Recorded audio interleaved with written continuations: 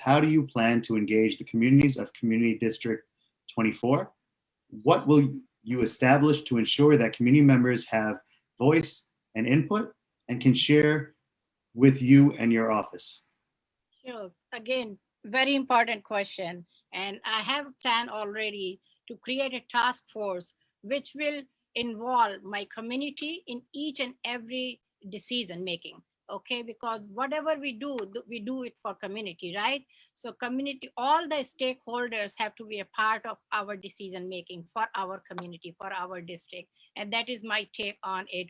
For everything, for education, we should have parents, teachers and administrators involved in making decisions. Right now during the pandemic, I've been working very closely with the schools, and they have so many lacks of resources, devices. They do not have it, and I'm keep working with them for that. So same way I want to make sure that our community is involved in every single decision. If it comes to the healthcare, if it comes to the mental health, when it comes to the food, when it comes to the senior services, our youth services, our community stakeholders have to be a part of decision making. It cannot be one way street. It has to be two-way street, like we are working with Um, MTA.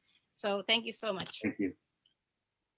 Okay, next we have Ms. Soma Syed. So the work that a council member does is for everyone in its district. So what we have to do is, and my office will do, is have a transparent, open communication with all the stakeholders in the community, which includes community-based organization, community boards, civic organization, business organization, and individuals who want to stop by my office, who want to call in, who want to share ideas. And the one other thing is the availability of technology, where you can talk to individuals, put information in Facebook, in social, Twitter, and Instagram, and other places. So it's about having a holistic approach and making the community a stakeholder in the work that I do as a council member. That's what matters, is about giving respect and making sure that whatever legislation or whatever work you're doing, it actually benefits the people you are doing it for, and making sure that they have the benefit of it. It also will include translating to information in various languages based on the community that I'll be serving.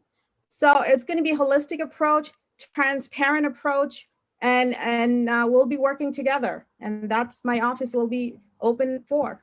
Thank you. Thank you. Ms. Deepti Sharma.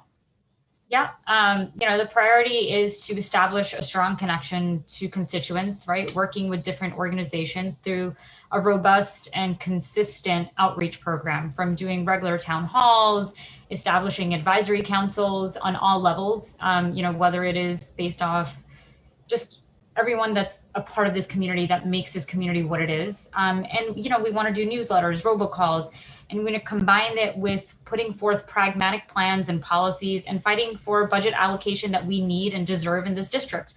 We also want to have a participatory budget where we're including folks that are a part of this district to be a part of understanding where does our budget go. So as much as we will be working as an office together to make sure that we prioritize everything, we want to make sure that our constituents are involved in that process. And language justice, I think, is also one of the most important things, making sure that we realize that this district is more than just people that have English as their first language, and having translation services available at all times for every single member so that services are allotted for everyone. Thank you. Mr. Dilip Nath. So first and foremost, I pledge to have an open door policy. Every constituent will have easy access, and I will engage a community liaison who will work with all the community. And without that, you cannot really hear what is the community concern. And secondly, tonight we're having a virtual event. There are so many families, they cannot afford a good internet broadband because it's expensive. We need to ensure that today we make internet absolutely free for low-income family, so we can keep them same access as everyone else. Without that, the missing access to the information, and information is the commodity today. Without that, how do you get all the resources, right? Everything is on the net today. That's the first thing. And the second thing is participatory budget is very, very important. People need to have a say. Look, what is important to you? It is important to me. And another thing is our community board. They are the eyes and ears for the community. They make a lot of good recommendations. And community board will be reflective.